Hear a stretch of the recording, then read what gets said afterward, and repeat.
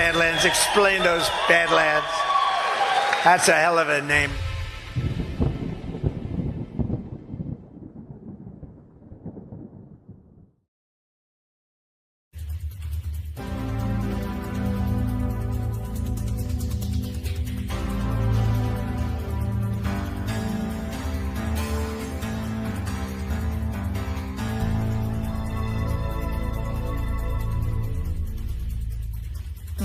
Good evening. Today is Black Monday, the day the Dow dropped more than 500 points. Please join me in welcoming George Soros. It's panic. Everyone's everybody would try to find a bottom. To stand up and do something, become really engaged in the electoral process in this country.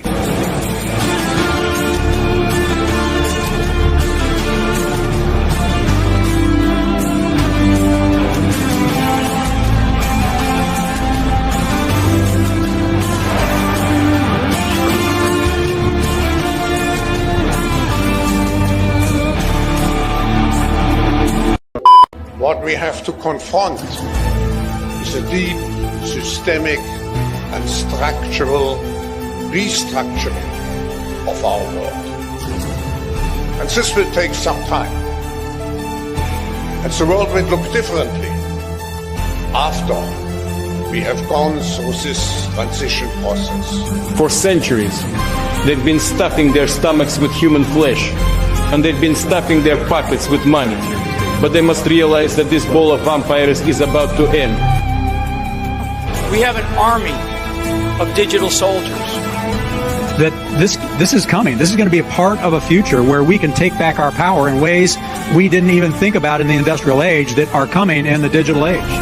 But the common people of these countries in their heart, they can feel what's happening. They can see our struggle for our independence, for our true sovereignty. And they see this connection with their aspirations to be truly independent, which is exacerbated by the fact that in the Western elites there is a strong desire to freeze the current unfair state of things in international affairs. Well, let me tell you something, brother. When they took a shot at my hero,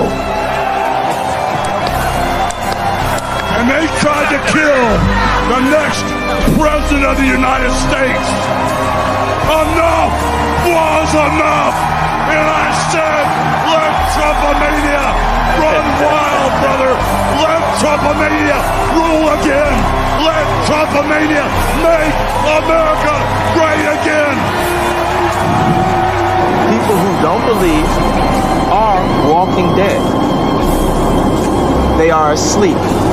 And this is the awakening.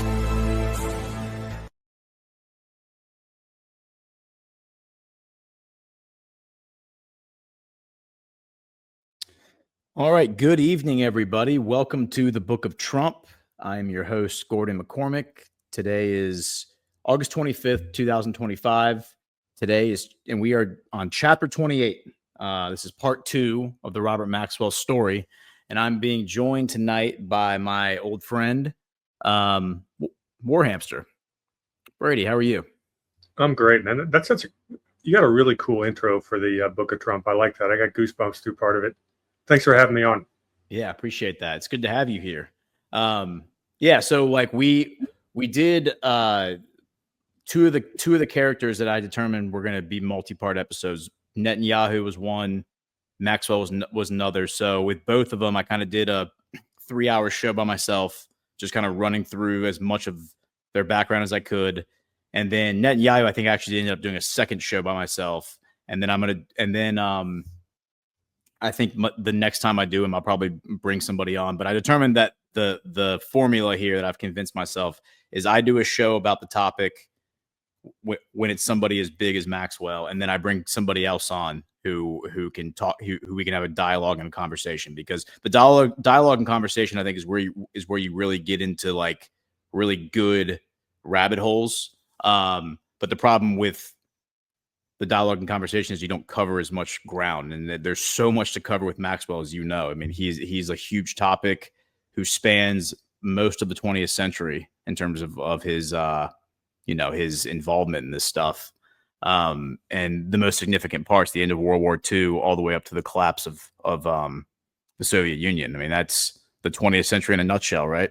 So, yeah, I think it's a really good idea to have a dialogue, especially about a guy as complex as Maxwell, because as we talked about before the show, there's a lot of different versions of certain chapters of his life, and the big picture, we know some things for a fact, and others is more speculative, and the different sources are going to give you slightly different answers. So I think a dialogue is the best way to handle that. What do we know for a fact, and what's conjecture, and what's just bad yellow journalism? Because there's a lot of that out there with Maxwell. I mean, there's people out there that think he's the mastermind of the entire deep state. Well, that's probably not the case. But it's an important conversation, especially because it relates to current events with his daughter, Ghislaine Maxwell. Oh, and I got to say this right out front. I was guilty of this when I did my video with Colonel Towner Watkins over a year ago on Robert Maxwell. And you were guilty of it when you did your first one on this channel of calling her Ghislaine. And I was reading your comments, and there's a guy from England who was watching who was really frustrated that we Americans aren't smart enough to know that it's pronounced Ghislaine. It's Ghislaine? Okay. I'm going to make sure well, that's what he said in your chat. So I'm going to make sure we get that right tonight. I've heard that. I've actually heard her called that before. So, okay, Ghislaine. We will call her Ghislaine for now. We'll call her Ghislaine. All right. So let's, before we go any further, let's do an ad read. And tonight we have, for our first ad read, Goldco.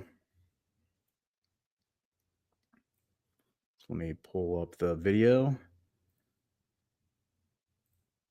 Have you heard about President Trump's impact on gold? Every time Trump's name surges in the headlines, gold goes with it. It happened the day he took office, and it's still going up. Gold doesn't just like Trump, it rallies around him. If you bought gold the day he became president, you'd be up almost $400 an ounce by now. Here's the thing. Gold has been used as a store of value for centuries. The government can't easily manipulate it, and it's known as a hedge against market risk and inflation. How high will the price of gold go under Trump's second term? Will gold continue to break record after record in 2025 and beyond? Learn about an IRS loophole that allows you to diversify your savings with gold and silver, tax and penalty free, with a free copy of the gold and silver kit sent directly to your doorstep. Plus, you could qualify for up to a 10% instant match and bonus silver. Visit badlandsgold.com to learn how you can add gold to your portfolio. That's badlandsgold.com.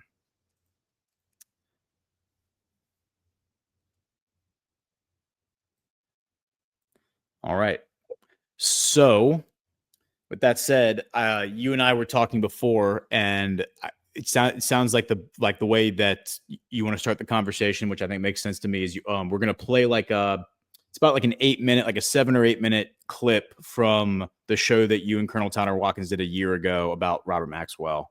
Yeah, I think it makes a lot of sense to do that. I mean, it doesn't matter if we start with it. We can start with his childhood stuff and add there, but however you want to do it, you're the host. I wanted to play that because I think the one thing we do know about Robert Maxwell is he absolutely ruined the way peer-reviewed science is done in the entire world. That's his biggest claim to fame for me. The biggest damage he did to it was what he did there. And as opposed to going back and rehashing my own notes, I'm not going to be able to present it any better than I did last year. So let's just go ahead and roll what we did last year, and you fill it in with your commentary and comments and questions, and we'll go from there. But because to me, that is his crown jewel of why this guy goes down in the bad guy Hall of Fame more than anything else he ever did. Yeah, and that's a great point. I mean, when you consider 2020 and like COVID and like trust of science and all that, I mean, everything that we lived through, I mean, that's the net result, right, of him destroying peer-reviewed science. Okay. We also discussed after I think we determined we were going to play the video that we wanted to talk about his childhood a little bit. Yeah. Let's start there so we're not backtracking after we play the video. So what we covered on the last time is I don't remember how deep I went. I know you watched the episode to prepare for this, but I don't recall exactly how deep I went into his childhood. But he grew up in a village in Czechoslovakia. Very, very poor Jewish village, like dirt floor in his in his house, single room, like one bed that his whole family slept in, like that kind of thing. Yeah, really poor. And it's certainly, Ghislaine Maxwell is not some heiress. Her father was rags to riches. His story is absolutely started with nothing. He was born in 1923. he has had about 9 different names before he finally settled on Robert Maxwell. Yep. And there's a really good reason for it, and that's why I like this backstory. So his birth name is Abraham Lieb Hoch, which I'm trying to do the German pronunciation, spelled H-O-C-H. He's born in 1923. Yep. The town he's born in is called Slatinsky Doli, which is part of Czechoslovakia at the time, but it's actually now part of it's on the Ukrainian steppes. Yeah. And that area was really dirt poor. I mean, literally, this is a middle, in the early 20th century, they're living like they were in the Middle Ages. It's a Jewish family. You've got pogroms going through all the time, where these bandits would come in there and just the Cossacks would come in and ransack the towns periodically. But this particular area, the name of the tribe of people is called the Ruthenians, and most of the surrounding people would call them inferior. His dad's, this guy, it's called Mihel the Strong. He's about 6'5", a big dude back then, one of the biggest, strongest guys in the whole region. And Maxwell himself grew to be about 6'2". And he's a pretty good athlete growing up. His mom was like self-educated. She could actually read books. Most people couldn't. And basically that gets him to start studying with the rabbis, and because he was a good student as well. One of the first things that happens is his parents have to register him with the Czech authorities. And Abraham's not a very good Czech name. And we're getting pretty close to Hitler coming into power. And they're smart enough to realize you probably don't want to have to go through checkpoints with a Jewish name. Fair enough. So he changes his name next to Jan Abraham Ludwig. And he kind of, get to about 10 years old to be a teenager. He's going to school at one of the rabbinical schools, and basically he starts skipping classes to start selling jewelry. He's been a businessman forever. He's always been a hustler. He could find it. The Nazis invade Czechoslovakia in 1939. He's 16 years old, and this guy hates the Nazis. So he cuts his locks. It's Jewish. What do they call them? Dreidels? Is that right? I don't know. Whatever those they call this. Yeah, I don't know. Yeah, drops out of his Shiva school and then goes to fight with the Czech army, as you mentioned, and goes to fight the Nazis. A couple stories about him escaping Nazi capture. Ends up in England and joins a former Czechoslovakian unit. The Brits don't trust Czechs. They don't trust anybody. I mean, they're still, to them, they're still Germans. So most of what this unit does is manual labor. So he decides he really wants to be English. You mentioned that last week, that his mom inspired that, and I think that's probably accurate. Yeah, his mom told him that he should do everything he can to try to be British, because like the British people were considered like the sophisticated people in Europe, right? Which is funny because I feel like a lot of Americans equate like being French with being sophisticated, and I think that's how the British kind of viewed it too. Like there is an incestuous relationship between the British elite and the French elite, and hundreds of years ago, the British elite were all trying to be the British aristocracy were all trying to be French. They were like adopting French language, and they were speaking French, and they were French culture was very prevalent among the British aristocracy. Like the powdered wigs and the tights and all that all came from France. Well, that's really just old money versus new money. Yeah. Because the English were late to the European conquest game. They were new money. And new money always tries to emulate old money. Like that's part of human history. We saw that in America. So Maxwell's, like I said, he's a what's the word, polyglot? He learns English like in 6 weeks, and he learns it by listening to Winston Churchill, so could almost pass as an Englishman, but he always tried to imitate Churchill's speaking patterns. His next name changes to something called Ivan Dumaria, which is a French cigarette brand, which is not exactly what you want to do if you want to become an Englishman. You don't take on a French last name. Somehow, through connections, some say he had some kind of an affair with an older woman that knew a brigadier general. He gets put into a real English unit and gets promoted to lieutenant really fast. He's an outstanding soldier. some of the stories, depending on which source you're looking at, makes it seem like the guy's almost bulletproof and absolutely fearless. The truth of it, the part of that's true, but at the end of the day, once he gets into a command, he becomes one of the most vicious British soldiers. Yeah, he's killing prisoners of war. He doesn't take surrenders. He's shelling civilians, shooting mayors. All this stuff happens. It's very ruthless. He has a very ruthless nature about him. Uh-huh. So he changes his name to, here's one fun one, Leslie Smith. The British Army wanted him to change that because, for whatever reason, they thought he'd have a future in espionage. This is 1944, so the war's still going on. He gets stationed over in Paris, and that's when he starts getting into espionage. Ends up changing his name to Private Jones when he goes to Paris. And he's doing some illegal stuff. Well, you're really not supposed to wear a foreign soldier's uniform. That's considered really bad form, even in World War II. He's doing it. And he's working his way around Paris. That's where he meets his wife, and Elizabeth Jenny Jean Maynard. And she would change her name to Betty when she moved to England. French Protestant. So there's another like French British connection. Yeah, very much so. Then they get married in 1945. He's working behind enemy lines. He earns a military cross, and it sounds like he earned it. There's other stories that say that he was disobeying orders, but his commanding officer is the one who recommended him for the military cross. So you can draw your own conclusion. Finds out his mom and sister are killed at Auschwitz. Later found out that almost his entire family is killed at Auschwitz. Did find a couple of his sisters later on and moved him to America. But now he's ticked off even more. He just becomes a war machine, killing prisoners, killed civilians, war crimes by definition. The war ends and he's in occupied Berlin, and that's where the intel stuff really begins. Yeah. Well, and so the interest, thank you for running us through that. And the interesting takeaway is that as his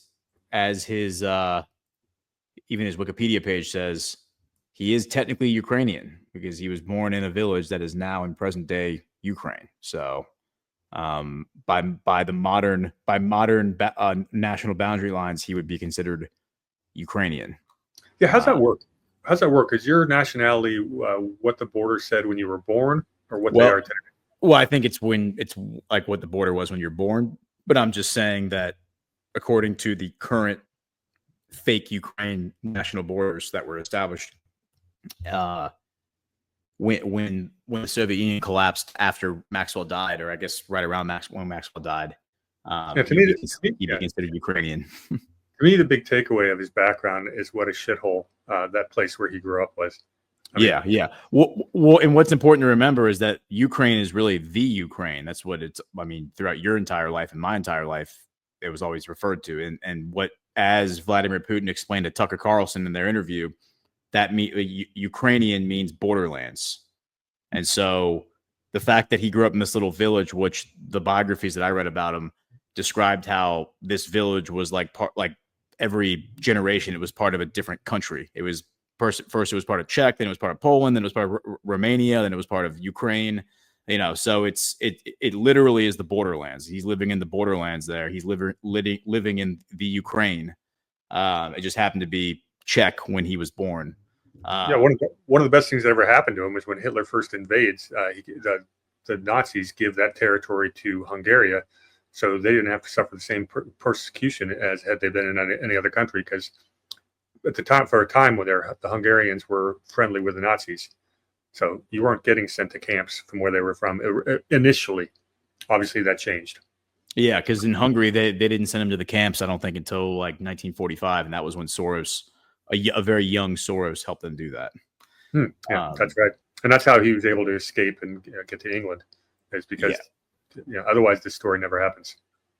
Correct. So with that said, let's jump in and play this. I've started it's around the 5-minute mark, so there might be a little bit of a rough transition here. But basically, you and the Colonel had finished kind of doing the introduction, which we've already done here.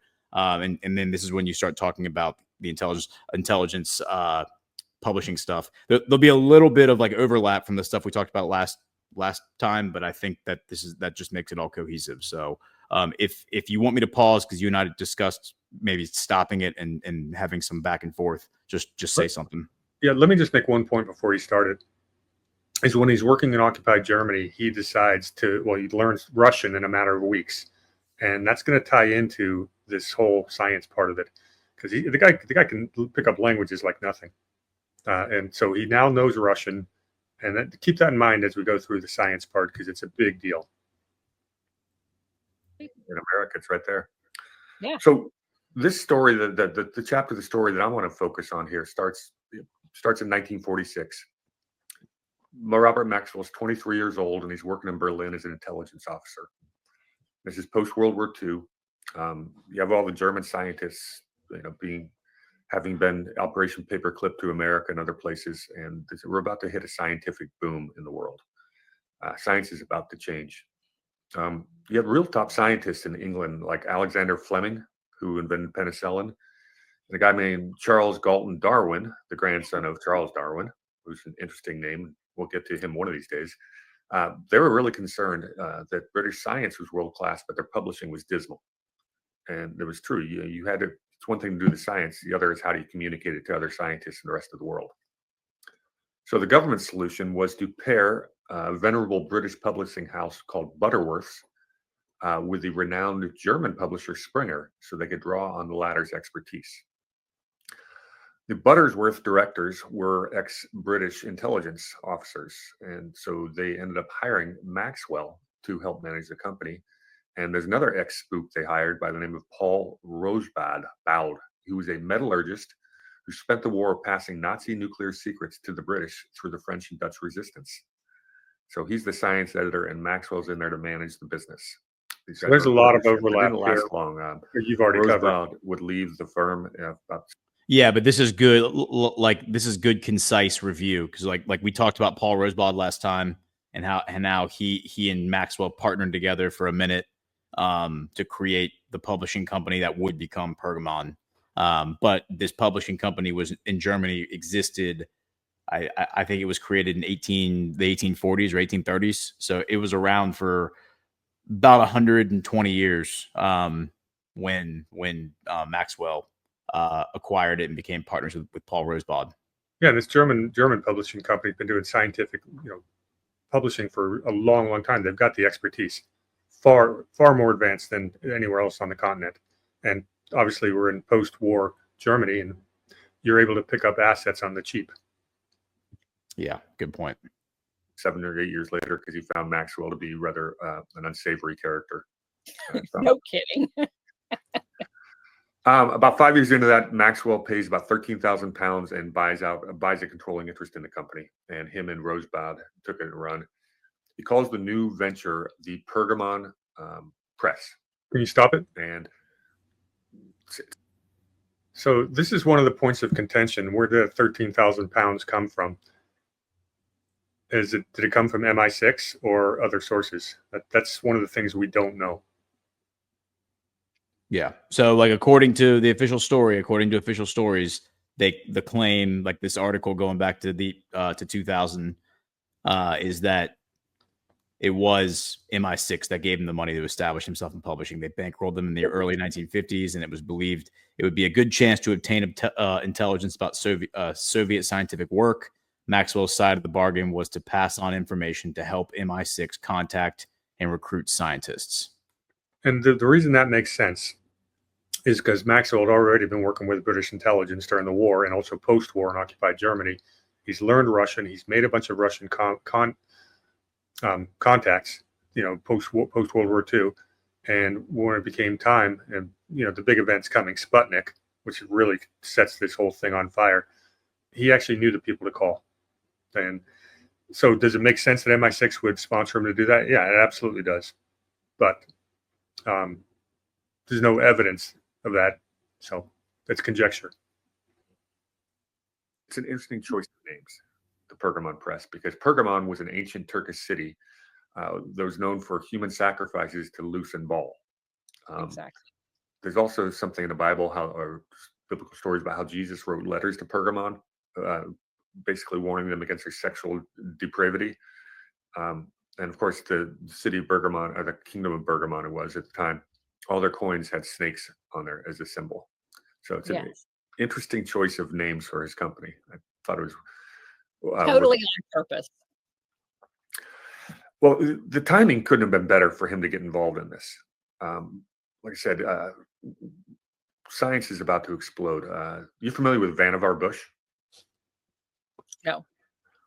Vannevar Bush would basically, he was the president of the Carnegie Institution in Washington, science. And we know the Carnegies are knee deep in everything the Rockefellers did. He would be the head of the U.S. Office of Scientific Research and Development in World War II. And he was the early administrator of the Manhattan Project.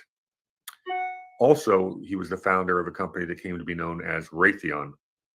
Oh, okay. Yeah. He just had a real famous quote. He says, "Science has been in the wings. It should be brought to the center of the stage, for it lies much in our hope for the future." So Vannevar Bush was really pushing the science post-World War II. And along comes Maxwell to help publish the science or help take it over. Pause. Interesting thing happens in 1957. Sputnik gets launched by the Russians.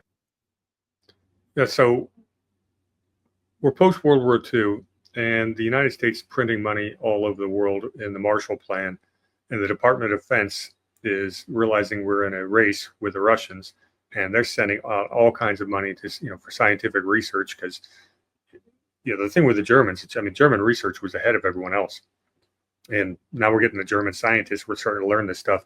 Department of Defense is pumping a ton of money into scientific research. Marshall Plan is doing the same. There is money everywhere flowing if you're a scientist. And scientists usually didn't make very much money back then. They spent all their time in labs and stuff like that, and went blind by the age of 50 because they poorly lit rooms doing all their research. This is changing right now. The money is going to be there, and it's all government, freshly printed stuff post World War II. Yeah, and at some point we should talk about Hoffenberg. I don't know if you have him on your mind. I know who he is, but go ahead. And I don't have anything worth talking about. So go, yeah. Well, let's play this a little more, and then because you're about to talk about Sputnik, and then we'll kind of we'll double back if we need to and talk about Hoffenberg. Go back 15 seconds to lead into Sputnik, please. I think I already did. Okay, cool. If not, I'll do it. So Vannevar Bush was really pushing the science post World War II, and along comes Maxwell to help publish the science or help take it over. Interesting thing happens in 1957. Sputnik gets launched by the Russians, and the Western scientists are scrambling to catch up with Russia and find all this research. And they found out that, Maxwell had already negotiated an exclusive English language deal to publish the Russian Academy of Sciences journal earlier in the decade. So you mentioned his Russian mafia background. Well, he apparently kept those Russian contacts. He most definitely did. Yeah. So he basically, that part of the story I think is fascinating, and I want to read more about it. But so by 1959, Pergamon is publishing about 40 journals, scientific journals, and about 6 years later, published about 150. And the way he went about it's interesting. Any type of field of science, Maxwell would show up at the conferences, and he'd wine and dine these scientists, and he'd give them, create a new journal, because you had to have a journal if you're going to have a field of science. And he'd get some renowned academic to become the head of that. And through that, Maxwell would be able to control the funding and the research itself. I was going to say, let me clarify that. You have to have a journal so you can control the science. That's exactly right. And the peer review, this quote unquote peer review process, it hasn't always been that way. Science used to be, pretty pure. You put your idea out there. It's a form of control. Yeah. Well, they bastardize it. Really fun. I'm jumping ahead here, but it's good that we talk about control. Maxwell also would buy McGraw-Hill, which is a publisher of our textbooks, in 1989. And yes.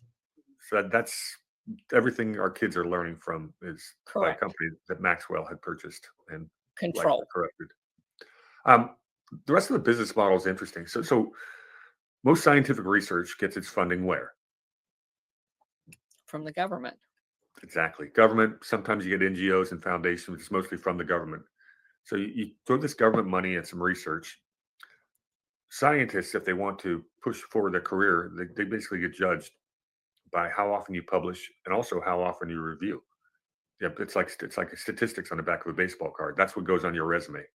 How much have you published? And that's how they control. If you can't not unlike professors. Yeah, it's exactly right. And it's not just pure science. I mean, it's the soft sciences, the hard sciences, the made up sciences like climate science, all of that stuff. It's the exact same pattern. So the government funds it. Pergamon will turn around and create a journal and control what gets put in it. Then Pergamon turns around and sells the academic journals to universities who have no choice but to buy them. It's an absolute monopoly. And who funds the universities? It's the government again. Right. The government funds the research. Pergamon takes a cut and gets a commission to put the research back to the universities. And so to explain that business model a little more simply, used to be this, there was no money in this. You publish a journal and it'd be distributed for free. And this is where Maxwell's genius comes in. He goes, really? Free? We're going to keep doing that? So he creates this new business model. Now, the universities always, in a chat, McModern said the universities fund it too. Well, not really. They get a lot of government money, and they also pass their costs on to the students. So you get scientists who create their research, and they're funded by the government. They have to give it to the publishers for free because your research doesn't get out there unless it's published. The publishers then turn around and put them up for peer review, which is checking the validity. Peer review process is done by other scientists in the field for free. Because if you peer review stuff, your work gets pushed as well. That's the problem with the business model. Then Maxwell sends it back to government-funded schools where they have to buy every single peer-reviewed journal in any field of science, because you can't just skip one. You need to know what everybody and if you're in academia, you've got to know what everybody is saying in these peer-reviewed journals. So to sum it up, he gets his product for free. He gets most of the work done for free, the peer review process. All that stuff was funded by the government in the first place. Then he turns around and sells it back to the government without adding any value besides maybe checking the spelling. That's the business model that Robert Maxwell invented. And it's corrupt. That's why you got gatekeepers in any form of science. You can determine what gets published, what doesn't. And it's a real big problem in some fields. I mean, climate change is a great example. Because if you have a non-globalist version of climate change, you don't get published, you don't get research dollars, you don't get any of it. So Maxwell set up this peer review process as being the gatekeepers of what the official narrative needs to be. And that's not just climate change, it's in a lot of fields of science. And if you have friends that are in science, they'll tell you this has been happening for decades and decades. And Maxwell is the guy who changed that business model. So to me, this is the biggest crime he ever committed. Because I mean, how did we learn science, Gordon? Growing up, it was scientific method, right? Scientific method, and yeah. And this is the opposite of that. Yeah. All right. So did I explain that? Did I explain that business model pretty well? You get a you get a government-funded product. Pretty much everyone who does the work, you don't have to pay. Then you turn around and sell it right back to the same people who gave you all this stuff for free. It's an incredibly lucrative business. Yeah, and we all lived through it in 2020 with COVID. I think everyone kind of got like a front row seat to what that grift really looked like, because most people, or a lot of people, everyone listening to this, I would say, or most people listening to this recognize that something was wrong, that they were lying to us. We weren't really getting the facts. The things that they were telling us didn't map onto reality. And yet they were telling us to shut up and trust the science. Meanwhile, you're just hearing about all this money that's changing hands and moving around, enormous sums of money. And that's to your point. Yeah. And the people who did actually dare to question the experts, they lost their jobs. They were threatened with loss of their licenses. Dr. Jay Bhattacharya, he's now part of Trump. Well, he's working with Bobby Kennedy. And by the way, one more shout out to Bobby Kennedy. He is doing such an awesome job at Make America Healthy Again. I love that guy, the work he's doing. We've had some great, not just cancer and stuff like that. Yeah, I think I just saw today that they're going to actually be looking to cancel all COVID vaccines for children, pulling it off. Oh, thank God. Yes. Yeah. I saw that Moderna got like an approval a couple of weeks ago for a new vaccine for like newborns, like COVID vaccine. It's despicable. So I'm glad that he's on that and he's looking to shut it down. Well, that's really why you and I met. There's all that between that and the steal of the 2020 election. That's why we started corresponding. Exactly. Yeah. So it had a profound effect on the world for sure. And like I said, if you had honest, peer-reviewed science, this wouldn't happen. You wouldn't have people be able to gatekeep who gets to speak and who doesn't. You'd actually have a firm exchange of ideas, and that's how you've come to a better conclusion. And that's the thing that ticks me off the most about the COVID is our government health officials. Their only job is to give us all the information so we have enough information to make an informed decision about our own health. We're Americans. The government doesn't get to tell us what to do. And they did not do that. They silenced voices that, basically were against what the official public narrative was. And who formed that narrative? And why did we get it so widespread throughout everybody who worked in the government and the bureaucracies? And that's scary how they were able to do that and censor anybody who disagreed. Mm-hmm. So, and again, I think this all starts with Robert Maxwell, and that's why I think he's the biggest supervillain. Yeah. Okay. Well, you asked me to go to about 13:11, so that's about 90 more seconds on this video. So let's finish this up, and then we can keep going. Cool. That's the system that Maxwell built, and it's an incredible profit margin. And it comes back to the control, as far as I'm concerned, too, because if you control the science, you can create the fake science like climate. But you couldn't do climate if you didn't already control the system, because it doesn't stand on its own. Yeah, I would agree with that.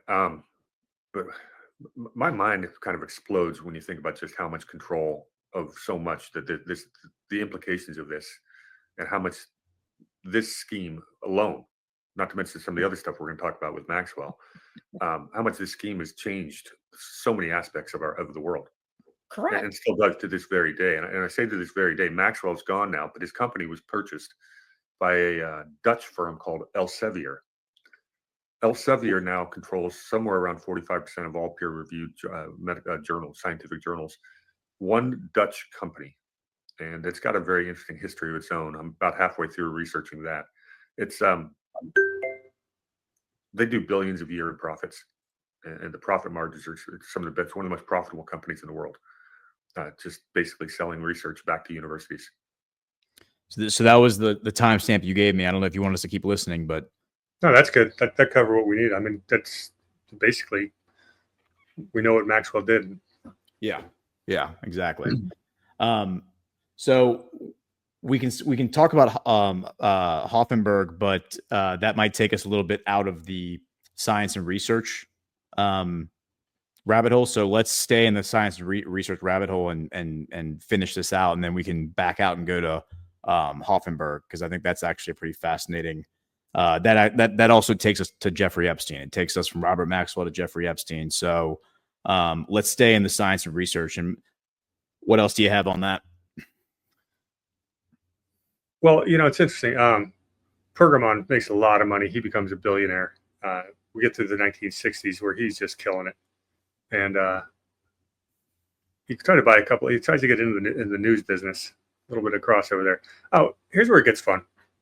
Yeah, he tries to buy the Times, I think. He tried to put a bid in to buy the Times when the Times went up for sale. And Murdoch, Rupert Murdoch kept beating him out for a couple of things. And that's one of the funny stories about this. He always wanted to beat Rupert Murdoch, and Murdoch's solution was who? Who's this Maxwell guy? I don't know him. Yeah. It was a bit of a diss. Where it gets interesting. So we're in the 1960s. And Maxwell's made his money. And I'll tie it back to the science, but he moves his family away from London to Oxford. Their family life sucks at this point. He had a son who died was in a coma and died. And basically the 9 children, Ghislaine was the 8th of the 9. She was like the favorite, but their whole family became incredibly dysfunctional. Betty and Robert stopped talking. But he did promise her early on, back when he was still in the military in 1944, he said, I'm going to be wealthy and someday I'm going to be prime minister. Well, he got the wealthy part done. So the guy runs for parliament in Buckingham district and wins in 1964 as a member of the Labour Party. That's basically the British version of sort of the Democrats.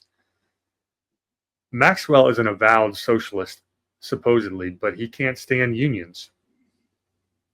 This is an issue. So he's part of this movement to switch to, it's called the New Labour, where they try to get rid of the unions. And that's because he's a capitalist, or whatever you want to call him. He does not like unions. He wants to be the guy making decisions. He even sells his Rolls Royce and buys a Land Rover to be one of the people. Doesn't work. Land Rover's a pretty high-end car. That's when he's having the fights with Rupert Murdoch, trying to buy News of the World and The Sun in London. Murdoch beats him both times. He had deeper pockets. So here's where he gets in trouble in 1969. He tries to sell the Pergamon Press to an American billionaire by the name of Saul Steinberg. And Maxwell overstates the value of the company. He gets investigated by the British regulators. They find fraudulent accounting. The investigation finds, and this is a direct quote, you'll love this. This is the British version of the SEC. They say, Robert Maxwell is not someone who can be trusted with the stewardship of a public company. He's been cooking the books. He gets removed from the board of directors of his own company and then comes back 5 years later and somehow regains the company. And we don't know how that happened exactly. I haven't found out. He gets the nickname of, you're going to love this, the bouncing check, because he's Czechoslovakian. Sorry, they thought it was funny at the time. And that's when he buys the Mirror, which is Britain's largest left-leaning newspaper. And he spent the entire time running their editorial section and just attacking all the union organizers. And the whole time, he's really good at running newspapers. He made it profitable. But his staff. Yeah, a lot of tabloids, by the way, like under the Mirror groups. Like the Mirror group would be like a holding company, basically, as I understand it, of multiple media outlets. And a lot of those media outlets were tabloids. I think the Mirror was like the largest circulated paper at the time in Britain, if I'm not mistaken. I think it did grow to that. Yeah, it grew there. But it's interesting about that. We mentioned the tabloids. Well, how much of a connection between American tabloids and Mockingbird Media have we discovered in all our research? They're gestating twins in the same womb, right? That's good. 2 wings of the same bird, huh? Yeah. You got to think MI6 is doing the same thing. Yeah. Well, and like there are a lot of parallels that I see between Maxwell and Trump, which some people are gonna like sneer when I say that, but his mother telling him to try to be more British. Well, as we covered on one of the early episodes of this show, Trump's mother had a similar affinity for the royal family and the pomp and the circumstance of the British royalty. Like she was always very fascinated by it, would always watch all the specials they had on television. And that kind of is what imbued Trump with his sense of like elegance and refinement, like in terms of like his taste, which is why he wasn't happy just building, like apartments in Queens. It's like he wanted to move into Manhattan and build like high rises. And you had to have the gold awnings and everything like that. Everything just but the glitz and the glam and all that. And so like he got that from his mother, whereas his father never really had any desire to embark on those kind of development deals. And then the tabloid stuff. I mean, Trump used to use tabloids all the time. He'd pick up the phone and call the tabloids and try to feed them information about himself, so that people that he was negotiating deals with would read that information and think that he's about to zig when he was really going to zag. and just to get like an advantage, or he just do it just to get people talking about him, like he would say, no press is bad press. If people, even if everyone out there is hating on me, at least they're talking about me. So. And I'm drawing a blank on who's the National Enquirer guy that was involved in Spygate back in 2016. There was some mention of that this came into play. The tabloids did, and I'm drawing a blank on the name. It's been a while, but yeah, you're right. Do you remember who I'm talking about? We're both going to kick ourselves when we get off the air. We're going to remember the name. Yeah, but he was like he would buy up the guy you're talking about would buy up stories as soon as he would hear about it. He would pay the person to like get the exclusive rights, not knowing if the story was going to pay dividends or not. And then most of them would go nowhere. But if they would pay dividends, then he would have the exclusive rights to the story, and then he would run with it. But like anytime you'd hear any rumors, he would contact the person, buy the story, pay them, sign a contract like NDA. That's my story now. And then and he also would use that to leverage like I'll bury the story for you. Like he would use exactly. it as I was going to say that you can quash a story if you've got the one. Yeah, that's exactly. Yep. Yeah, a lot of that's been going on, and I'd imagine I think it was probably invented in England where Maxwell's got his start. So yeah. Yep. And probably a decade or two before Trump. Yep. So do you want to jump into it? So to me, when he starts getting into the media stuff like that, he loses interest in the peer reviewed and the science process. He's already done his damage. Do you want to, there's someone you wanted to jump into and talk about before we leave the science part of it. So go, because in 1969, he sells Pergamon to a American billionaire. I talked about that. So before we leave that, is there someone you wanted to bring up? Let me see. I don't think so. I think we covered a lot of that stuff, and you touched on some of it. Yeah, I mean his connections to. Let me just share my screen here and pull it up. So his connections to this guy, Ari bin Menashe. And for those who didn't catch Breaking History last week, Matt was out, so I just spent the episode doing like a deep dive on the theft of the Promise software and how that all went down. Which Robert Maxwell isn't directly connected in that story, but he is connected to the people in the story, particularly this guy, Ari bin Menashe, who's a Mossad operative, who was a part of the op to steal this database software. Basically, it's like a database AI made in the 70s and 80s to help with prosecutors and like managing their caseloads. And the TLDR is that Israel, pretending to be a prospective buyer of this software, stole it from the Department of Justice. That's the official story. I mean, I think it was probably just given to them, and they gave it to their people. Their people dismantled it, put it back together so it looked like it was a unique software that they had made themselves. And then they brought in a third party, this guy, Yehuda bin Hanan, who ran a small computer company in California, but he had served in the IDF, and he was, an Israeli citizen. Brought him in to install a trap door onto it, and the reason they wanted to go third party is they didn't want it to lead back to them. So then they then go and sell that software to a number of governments, and every single government they sell it to, they then get access to all their investigations, all their prosecutors' files, everything that the prosecutors know about any potential person they're looking into, not even people who are formally charged with things, but people who are just being investigated, they know about it. And that I think is probably a much richer well of blackmail material than anything that a honeypot like Jeffrey Epstein would have acquired. Although I do think that I mean, obviously Herbert Hoover used to do it. So I think that the idea that Epstein was a honeypot, I think, is a very, very plausible and likely scenario. But interesting story with the Promise software. But if you want the deep dive, go listen to Breaking History from last week, because that's its own long story. Let me ask you this: do you have Raphael Etienne, the idea? Rafi Eitan, yeah, right here. How do you say it? Eitan? Okay.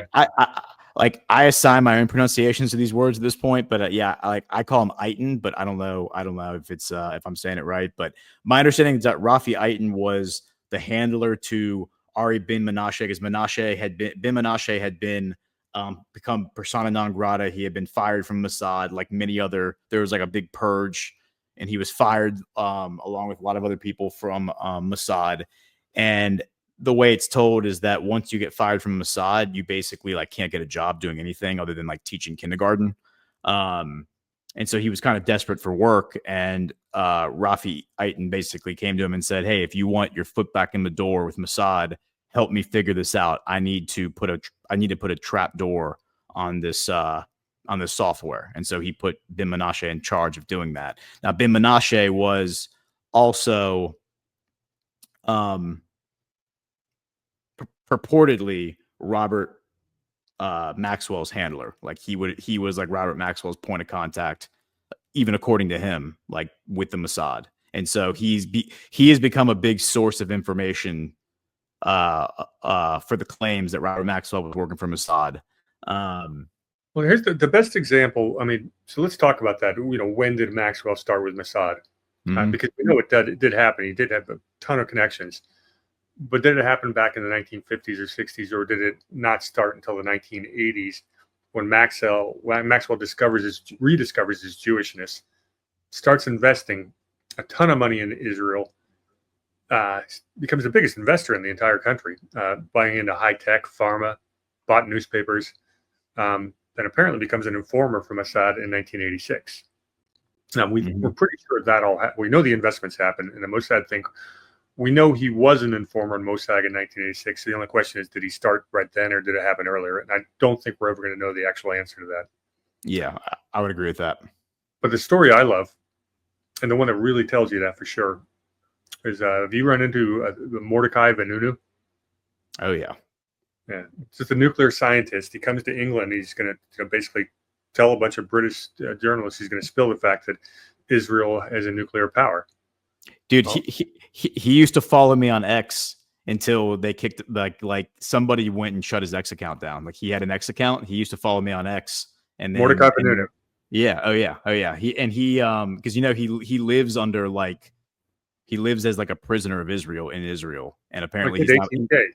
Yeah, he did 18 years in prison because here's Robert Maxwell, who runs newspapers.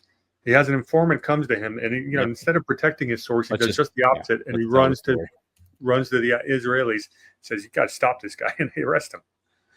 So, yeah. So Mordecai Vanunu, for those, and I can't recall how. I think I mentioned this in passing in the last episode, but didn't go down the rabbit hole.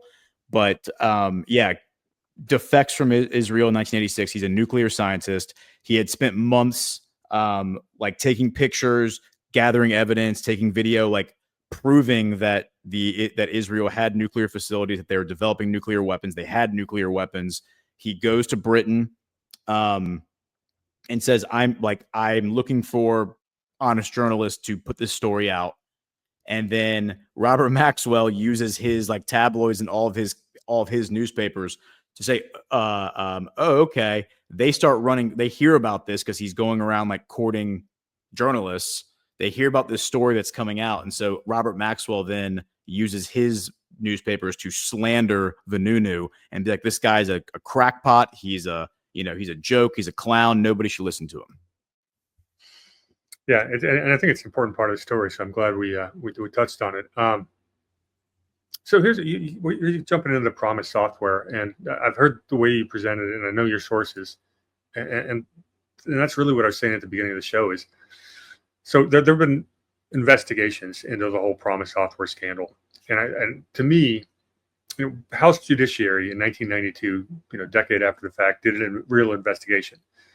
Now, you and I both know that what comes out of the House Judiciary Committee sometimes is, really uncovers the truth, and sometimes it buries the truth. And, we need to look at other sources.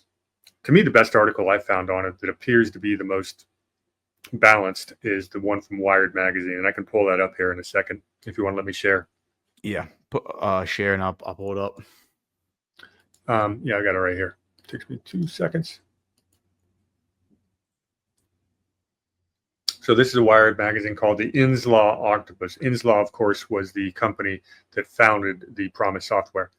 Yeah, and that company created by what's his name? Bill. We've got it here. Hamilton. Bill Hamilton. Yeah, and Bill Hamilton was a former spook from Vietnam who worked with William Cooper in Vietnam, and I mean, he was doing all kinds. I mean, he was definitely some sort of an intelligence officer, asset operator, whatever. And Cooper's one heck of a character. Yeah, and Cooper. I mean, he's working with William Cooper from the CIA. So just to read the beginning of it: software piracy, conspiracy cover-up, stonewalling. The House Judiciary Committee lists these crimes as among the possible violations perpetrated by high-level justice officials and private individuals. You're talking about Reagan-Bush Department of Justice, basically Edward Meese. And now we know these are the same people that are running Iran-Contra. Well, Epstein gets his start in the international money laundering thing, basically facilitating these offshore trusts during Iran-Contra, and his first client coming out of that is none other than Khashoggi, who is part of the Iran-Contra. Yep. Well, Meese is doing this stuff, and it's totally connected. And that's where the dots start to connect between Maxwell and Epstein. Is right here. Yeah, and Edwin Meese right here. Here's Edwin Meese is why is it scrolling like that now? But yeah, here's Edwin Meese, the U.S. Attorney General under Ronald Reagan, and he's the one who, as you said, you think he was the one who was running this whole promise theft op, but he obviously is also connected to Iran-Contra. Yeah, and I'm open to all these definitions because again, this is one of those things we're not actually going to get the 100% truth, so we just got to connect dots and draw our conclusions, but. The official House committee. Well, but I love that. I love the all the crimes they said was going on: conspiracy to commit an offense, fraud, wire fraud, obstruction of proceedings before departments, tampering with a witness, retaliation against a witness, perjury, interference with commerce by threats of violence, racketeer, RICO. I mean, all of these are things that they think that the U.S. Department of Justice was guilty of, and this is in an official House investigation. But you go through this along, we start getting to Dr. Orr, who he's working with. The reason I say Edian, because look how they spelled it here. E-T-A, and you have it spelled E-I-T-A-N. So I don't know how to pronounce it. That's interesting, yeah. Yeah. We can go down here just a little bit. Wired spent 2 years searching for the answer to the questions Inslaw poses. Why would justice steal promise? Well, it wasn't just to make money. Department of Justice doesn't care about profit and loss. They care about other stuff. And that's where Meese comes in. And, well, we don't have time to go through the whole thing. But I bring it up because there's a couple different versions that are worth looking at too. And they lead you to slightly different conclusions about Mr. Maxwell. Baltimore Sun argues that he sold promise to intel agencies around the world. That may not be true. There's a chance that the U.S. government was the inciting agent to do this, and the Israelis got in on it later, and Maxwell did incite it. What happens is Israeli intelligence, who we've already established Maxwell had a connection with, said, look, we'd like to sell this Promise software. Because remember, this is a backdoor for the U.S. to get into. If you install Promise in your country, the U.S. gets to look into it. They installed the backdoor. Agreed? Yeah, I mean, well, if you purchase the Promise from, it depends who you purchase the Promise from. If you're purchasing it from Hadron, which is the company that was set up that was like the cutout company set up to sell this stuff, to sell this Israeli-made software. Ostensibly, it would go back to Mossad, but I mean, Mossad, CIA, it's the same thing, right? Yeah, almost the same thing. Yeah, close enough to be. I'm kissing cousins, right? Yeah, exactly. But here's what gets fun. If the U.S. government instigates this, and Maxwell's not part of it initially, what you see happen is Israeli intelligence politicians, then they want to sell this stuff to countries like Iraq and other places that are not friendly to Israel, because they just aren't. That's when Maxwell comes in, because here's this billionaire who's been doing business around the world for decades. He says, yeah, I know a guy in that port. I know a guy in that government. He's just the deal maker according to this version of it, and not the mastermind. Yeah, the broker. Yeah, the broker. Yeah, and that's the same thing that Epstein was doing for Khashoggi. Epstein wasn't a mastermind. He started working with Khashoggi before he was 30 years old. He spent 4 years at Bear Stearns. Like look, I come from a financial services background, Gordon. I was gonna say, it's like if anyone can speak to this, it's you. But yeah. Well, when you're under 30 years, first of all, people with 7-figure assets, they don't start listening to a financial advisor, no matter how smart you are, until you get a couple gray hairs. I got a couple gray hairs, and all of a sudden my IQ goes up in everyone's mind by 10 points. So Epstein's like 28, 29 years old. 27. Yeah, he leaves Bear Stearns because, well, he's such a bad actor. He's got no training in this stuff, but he does learn how to move the shell companies and knows how to maneuver. And he's also got the Donald Barr connection. We don't need to get into that. But all of a sudden, he's dealing with a billionaire. Well, how does that happen?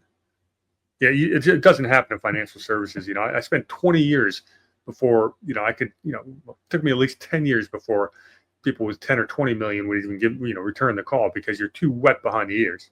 A guy with 4 years of experience and his lack of credentials, there's no way he's going to be in that position unless Bear Stearns realizes that his securities licenses aren't, because he's such a shady character and the stuff he'd learned and done with shell and offshore trusts, unless Bear Stearns kept running the same deals and used him as a third-party cutout. That's kind of what I think happened. Yeah, which means Bear Stearns is actually the bad actor here back in the Khashoggi days and not Epstein himself. Yeah, and he's kind of a vehicle. He's like a tool that they're using, basically, right? Very much. Yeah. Yeah. So this actually, now we are getting into Stephen Hoffenberg, because this is where the Stephen Hoffenberg comes into the story. And for those who aren't familiar with who Stephen Hoffenberg is, let's talk about him for a quick second. Let me see. Share my screen. So Stephen Hoffenberg. He was the CEO, president, chairman of Towers Financial Corporation, a debt collection agency, which was later discovered to be a Ponzi scheme. It was the biggest Ponzi scheme in American history up until Bernie Madoff, and Bernie Madoff supplanted this guy as the biggest Ponzi scheme in American history. 1993, he rescued the New York Post from bankruptcy. Briefly owned the Can I jump in real quick? Yeah. The biggest Ponzi scheme in American history is called the Federal Reserve Bank. Well, there you go. Yes. Yeah. But I'm saying according to like the official normie narrative. You know me. I can't let that one slide. It's my pet peeve. Of course. So January 93, he buys the New York Post. He owns it for 2 months, and then his own scandal, his Ponzi scheme, gets exposed. It collapses in March, or like the spring of 1993. And he's destroyed, basically. I believe. So what happens is that, but this guy had a criminal history. In 1971, he pleads guilty to attempted second-degree larceny for trying to steal a diamond in New York City. So he's kind of he's a lifelong kind of low life. But let's see, the official story is that Hoffenberg's the one who actually gives this anecdote about Epstein being thrown out of Bear Stearns. And according to Hoffenberg, he was blackballed, like Epstein was blackballed, which forced him to go to London, forces him to go to Britain. And that's where he meets Maxwell, is in Britain. But before he meets Maxwell, he meets this other guy named Douglas Leese. And so Douglas Leese he inherited his father's rack and pinion steering company. And for those who wonder what that is, if you're looking at the screen right now, this is a rack and pinion. It's a type of linear actuator, and basically it takes circular gears and it turns rotational motion into linear motion, like cars. So that's a pretty good business to be in, in the mid 20th century. So Douglas Leese basically takes that business and parlays it, and then starts dabbling in like defense contracting and becomes like a broker in like the defense contracting world. So here's a picture of him from, I believe this is maybe the 1980s. But this is him second from the left, Douglas Leese. And so Leese is the one, as I understand it, who introduces Epstein to Maxwell.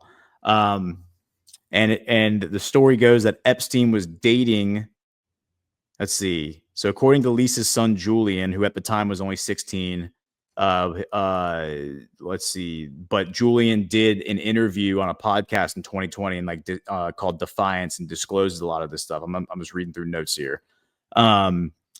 He said Julian Lee says that Epstein was dating this girl named Paula Heel Fisher, who met Julian's brother Nick Lease at a birthday party for a Texas oil man. Her and Jeffrey were about to go to London, and they asked if they could look up the leases. When they got there, the leases said fine. So they come to London, they look up the leases, they get invited over for drinks. But what Lease is told by Hoffenberg tells him, he says, this kid, let's see. Yeah, so Hoffenberg tells Lease, or no, I'm sorry, Lease introduces Epstein to Hoffenberg. I got my notes mixed up here. And Lease tells Hoffenberg from Bear Stearns, he says, this kid is a genius. He's great at selling securities, and he has no moral compass. That's the quote. And so he's the ideal guy. All right. So then, according to Hoffenberg, because Hoffenberg has given interviews about this, because Hoffenberg was convicted. He went to prison for 18 years. He's given interviews about this ever since. Epstein presents himself to Ghislaine Maxwell and Robert Maxwell together. He presents himself as a Wall Street investment banker, a financial expert that could advise them on the problems they were having in Wall Street with financial stress. But Epstein was saying that because the Maxwells needed a $50 million bridge loan, and Epstein helped them get that bridge loan. And so after that, Maxwell helps Epstein get a job, because Epstein was looking for a job at that point. He had left Bear Stearns. And let's see, Epstein was basically, that was where Maxwell put his daughter under Epstein's care. And this is all according to Ben Menashe, the other guy, the Mossad agent that I was talking about. And this is where you get Adnan Khashoggi in the mix, because then Epstein all of a sudden is his only client is Adnan Khashoggi, and Adnan Khashoggi is the world's leading gun runner. Is that right? Well, he's the biggest arms dealer in the world, and by a long shot. He actually was moving more product from Boeing than any other source, and you could say the same about a number of other manufacturers. But yeah, he was the biggest arms dealer in the world. Yeah. And so the time we're talking about here is we're talking about 1987 to 1993, because 1987, that's when Hoffenberg hires Epstein. Lease introduces him to Hoffenberg. Hoffenberg hires Epstein to come work at Towers Financial Corporation. And Epstein is working there in 1993, I believe, when this whole scandal explodes. And it's revealed that Hoffenberg is just a con man, and there's a giant Ponzi scheme, and Epstein is apparently connected to all this. He was involved in this enormous Ponzi scheme. Gordon, when do you have Epstein starting to pal around with Ghislaine? I have that. I believe it sounds like in this 1980, between 1987 and 1993 is my understanding, because it was when it would have been when Maxwell, the father, was still alive. So it would have been like late 80s, I believe. Yeah. What's funny is we can't get a straight answer on how they met, and all that testimony last week that Ghislaine released, the answer still isn't there, because it's different than other answers she's had previously. Because I think that matters. Yeah. If you want, again, there's a lot of people out there that are saying that the whole world is run by this globalist pedophile network, and I don't think that's the case. I think the whole world's run by a bunch of scumbags, and some of them are pedophiles, and all that stuff happens. But that's not the fulcrum, is this global pedophile network. I think that part of it's just slightly overstated, although it most certainly exists. But when we're trying to nail down who Robert Maxwell is, and obviously who Epstein was, they both were more money movers and facilitators of cross-border traffic that happen to be involved in some sketchy things when it comes to. And Robert Maxwell's not really implicated in sex trafficking very much. I mean, we don't see that in any evidence. Epstein, well, there's certainly some of it. I suspect that had there ever been an investigation, which there never was a real one, And if such evidence were ever preserved, which I don't think it was after so many years, considering who the gatekeepers were on that evidence were, I think we'd find that, yeah, there's some pretty big names that are implicated, but it's not the keys to the kingdom. So to me, I've been focusing on because of that, I've been focusing more of my energy on this Russiagate stuff that's coming out. But I understand why people, want the Epstein files and all this Maxwell stuff, and that's why we're talking about it, because it's important. But I don't want to underplay, but go ahead. So I like John, like a question that John Harold's been asking a lot is who started this whole Epstein allegation that Epstein was working for Mossad? It's an important question. It's an important question to like trace it back to its root, because you had Kash Patel going on Benny Johnson's show, I think in 2022, and kind of like promoting that theory. You had a number of people, including Don Jr. And others like in the Trump orbit, promoting it over the past year or two. Dan Bongino, I think, has been talking about it, for years. But if you look at this article published in Medium magazine back in December 23rd, 2019, this is the interview that I was referencing some of my notes from this interview. This is the interview with Stephen Hoffenberg. So Stephen Hoffenberg is actually the one who says Epstein admitted to me he was a spy. So this is the guy who purportedly started this, who starts like this theory or this rumor that Epstein is working for Mossad. Now there are other people who've corroborated that in other ways. Like Ben Menashe would be another one who, is a former Mossad agent who says that that's true, that he was doing all of that. So here's where we got to be. Here's where we need to be very precise with our language, because I think it's obviously because Iran-Contra, Khashoggi's running the arms into Iran, and we're funneling it through Israel to Khashoggi into Iran. And Epstein is the guy setting up the offshore trust and doing the money movement for that stuff. So there's certainly a connection, but is he an agent, an operative, a contact? And a lot of these people, they know each other, but you don't necessarily work for Mossad. But you got each other on speed dial and say, hey, I'll do you a favor, you do me one. And sometimes I need to use your services. And I think that last explanation is probably closer to the truth than to say someone like Epstein was an actual agent. Oh yeah. I've never thought that Epstein was like an agent on the direct payroll of Mossad. If anything, he would be more of like a free agent, a free agent contractor, or some sort of like an asset, right? And I'd say the exact same thing about Maxwell. Oh yeah. I think Maxwell's probably a free agent working for British intelligence, working for Mossad, working for ostensibly at some point the KGB. Like he was doing stuff. He was getting access to the highest levels of the Soviet government when nobody else in the Western intelligence agencies could do that. Like he was walking in and having meetings, I think, with Gorbachev, right? It's that 1946 period in occupied Berlin, where all the allies were actually making those contacts, and this ties into our one of the biggest themes I talk about with the Colonel Towner is who else was there, and Alan Dulles and everyone like that was setting up Operation Paperclip, Operation Gladio, and all that. This stuff all ties in together. But I think it's important to understand who's an agent, who's an asset, and who's just a player. Yeah. Well, do you recall in 1988 the failed hostile takeover or the failed corporate raid of Pan Am? Like there was an unsuccessful takeover of Pan Am, like a corporate raid by Towers Financial that failed because there was a terrorist bombing of Flight 103 in Lockerbie, which is, I believe, in England or Scotland. Anybody who's been watching my work with Colonel Towner sees that Pan American shows up all over Skull and Bones. They've had so many Skull and Bones alumni have either been board of directors of Pan Am, founders of it, left and right. It's always been a CIA op.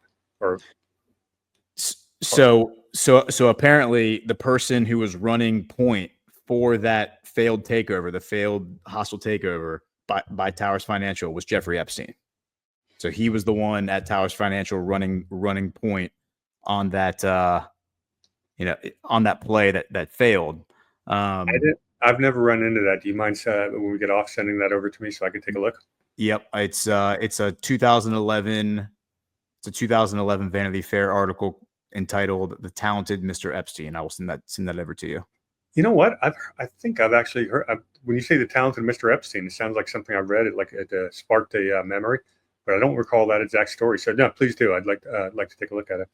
Wait a minute. We might need to look at this. It says it was from 2011, but then I go and I click on it, and it says it was published in 2003. We got to look at this real quick because there's something weird happening here.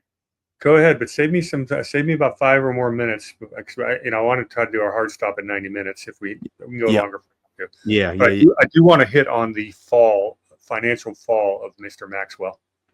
Okay, yeah. So here's the article. I'll send this article to you if anyone wants to go check it out. It's from the March 2003 issue of Vanity Fair. So this would have been 5 years before his plea deal, with what's his name, the prosecutor from South Florida, and it says the talented Mr. Epstein. It says lately Jeffrey Epstein's high flying style has been drawing oohs and ahs. The bachelor financier lives in. We talk about Alex Acosta, right? Yeah, Alex Acosta. Thank you. All right, so we're not going to go through this. And by the way, I got some serious questions about how that guy got into the Trump administration. Yeah. Well, isn't it interesting that like all the people who were like in the first Trump administration and the second Trump administration seem to all have connections to Epstein. They have connections to 9/11. They have connections to. It's almost like these characters who nobody would otherwise really be that familiar with. Suddenly, we know who all these people are. We know who John Brennan is. We know who James Clapper is. We know who Jim Comey is. We know who Robert Mueller is. Robert Mueller, the one who did the 9/11 Commission report. And we know him because of the Russiagate Commission report, right? Don't forget about Bill. Don't forget about Bill Barr, brought in to be the cover-up guy in a number of occasions, especially Iran-Contra. Yeah. So I mean, it's worth knowing. I'm definitely going to do, I think, a Jeffrey Epstein chapter, and we'll probably dig into the Adnan Khashoggi angle there because that's going to tie into Jamal Khashoggi and what happens with him and the Saudis. But anyway, I'll kick it back to you. Take us home and what you wanted to talk about. Yeah. So we get this whole really interesting life, multi-billionaire Robert Maxwell. He decides he wants to get into publishing. Now, this guy has got a gift of taking a publisher and making it profitable. It's not an easy thing to do. And he's been doing it for decades. But he's got this thing. He wants to be the biggest publishing tycoon, bigger than, of course, we talked about earlier, Rupert Murdoch. So the first thing he does is he buys Macmillan Publishing, spends $2.6 billion. The company's shareholders valued it at $1.6 billion. When he comes in there for an offer of $1 billion higher, they said, okay, we'll take it. And he borrows, this is 1998, he borrows from 44 different banks to make this purchase. And it's a desperation move based on his ego because Murdoch is, the 90s, Fox News and that whole empire has been expanding like you wouldn't believe. And Maxwell feels like he's getting lost behind. It was purely out of jealousy. He makes more bad purchases in 91, or even before the Macmillan Publishing. He buys the New York Daily News. This thing was in the New York Daily News is like one of the oldest periodicals in America, or journals. It was such a bad deal that the owners of the New York Daily News paid Maxwell $60 million to take it off his hands because he would inherit all the debt. And he was trying to make this big splash. His famous yacht, the Lady Ghislaine, he sails into New York Harbor to announce the deal. And what happens in 91? Interest rates spike and all this debt becomes a lot more expensive. Well, that's when he has to sell Pergamon Press just to keep the empire alive. So the only part of his entire financial empire that's making money is Pergamon, and he has to sell it because it's the only thing that has any value. He starts raiding the pension plans of both his U.S. and U.K. companies. Probably took about 400 million pounds from British pensioners just by raiding his own company.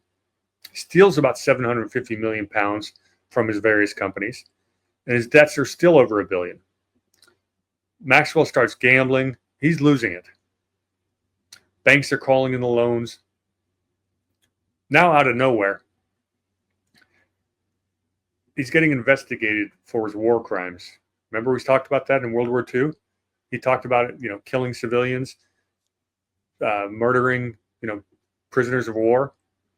He's been talking about that openly for 40 years.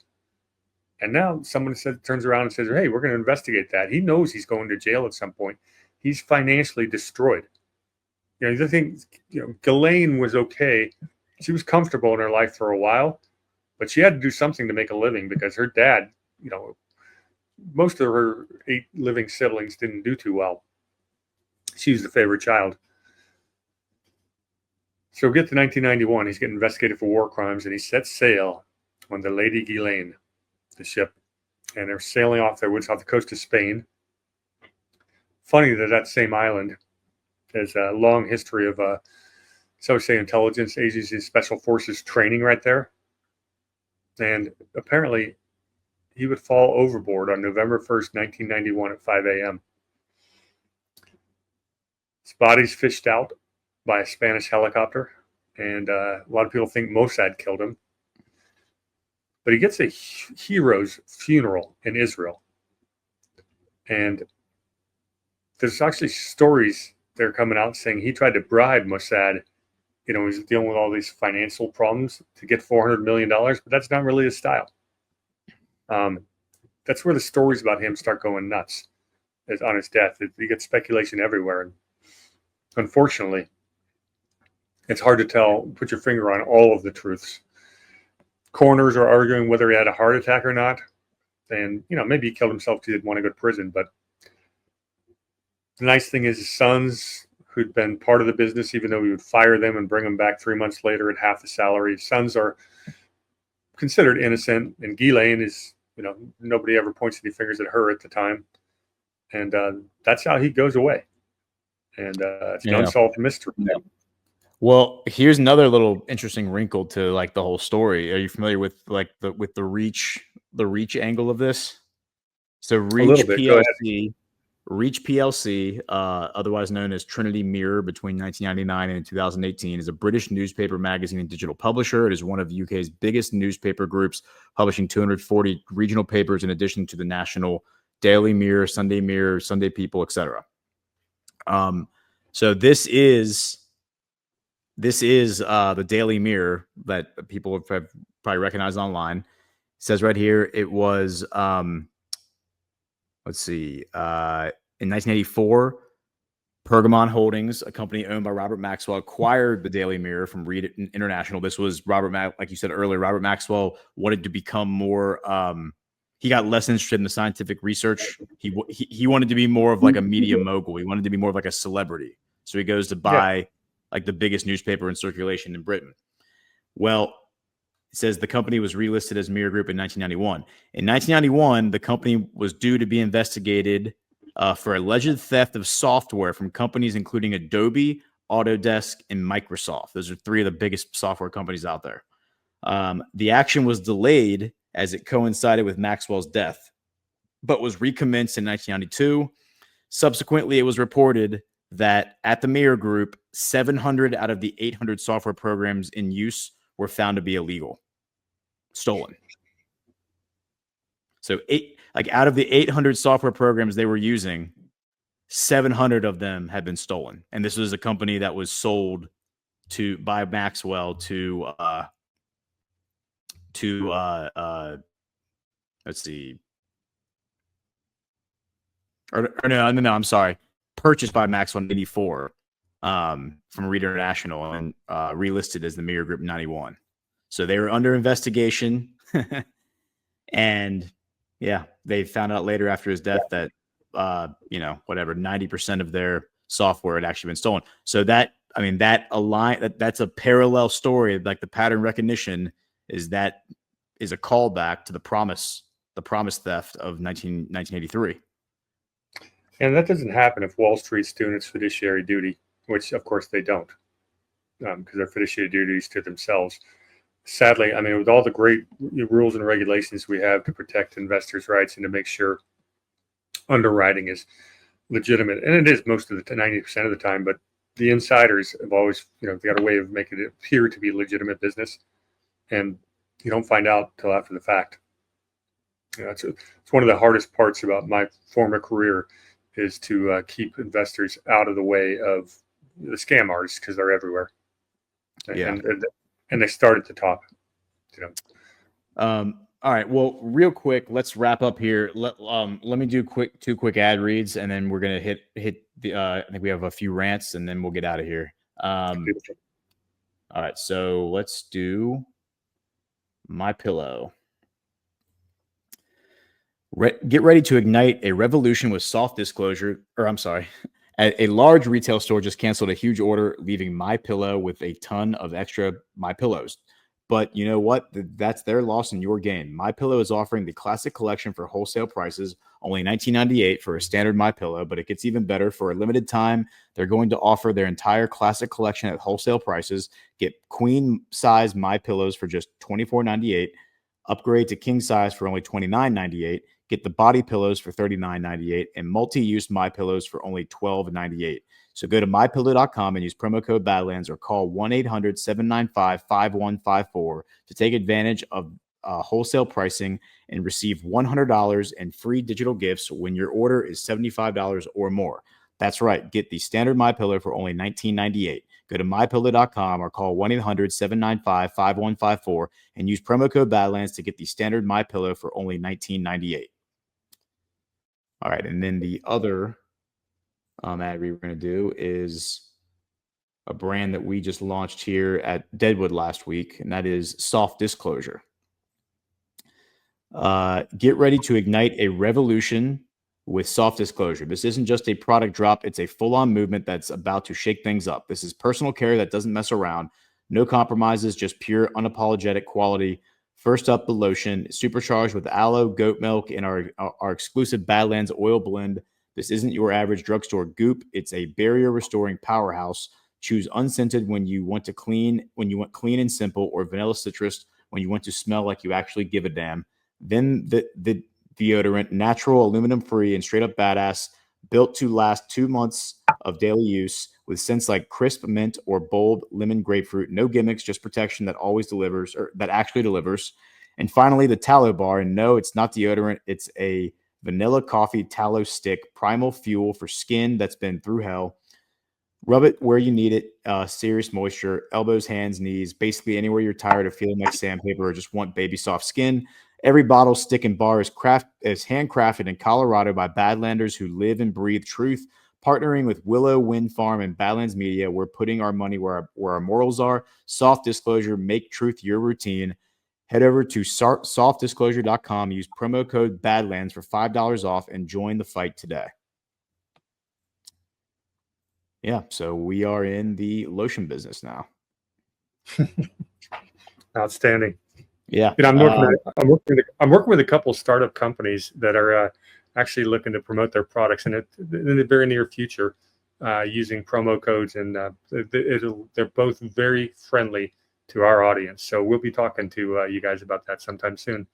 Maybe, awesome. Just maybe, you'll be reading an ad from one of my companies. There you go. I'd be honored to. All right, so G Fontes, $1.19, $1. Generoso, Pope Jr. owned National Enquirer from 1957 until his death in 1988, but the CEO, David J. Pecker, had close ties to the current president. Interesting. Okay. Generoso Pope Jr. he says owned National Enquirer from 1957 until his death, but the CEO is David J. Pecker. That must be the guy we were thinking of that we couldn't remember. Pecker's exactly the guy. He was all over Spygate. A lot of that stuff.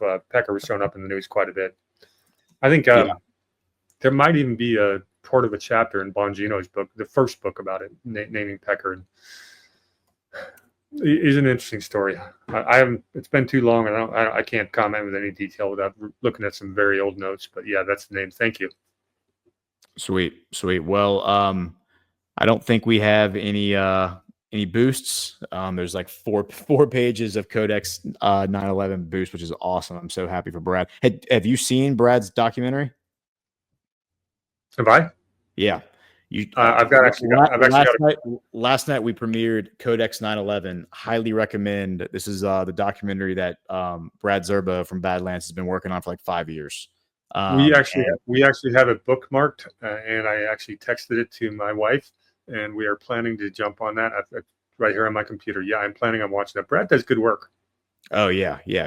Text me when you're done watching it, or even while you're watching it. I'd like to get your feedback. It is a narrative nuclear weapon. I think a narrative weapon of mass destruction is how I would describe it. Because it's very, very well done. So I highly encourage everyone who hasn't seen it yet, go to the Badlands Rumble page. It's pinned at the top, and spread it to everyone you know. I mean, it's very normie friendly. I've sent it to all my family members who think I'm crazy, who don't believe any of the stuff that I say.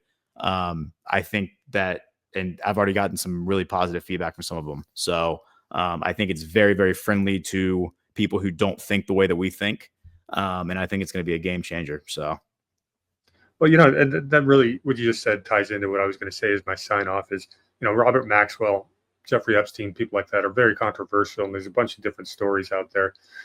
I don't think any of us knows 100% of the truth on everything, and people can have slightly different versions, and they're still very much worth listening to. So, I mean, I could watch Brad's video and say he's 98% of the time we disagree. We agree. And there'd be one or two things that I've drawn different conclusions on, something like that. And we see this happen quite a bit in our area of the internet, is sometimes people overreact to a disagreement. No, it's perfectly fine to draw a different conclusion, because we don't have 100% of the facts in front of us yet. And hopefully we do something.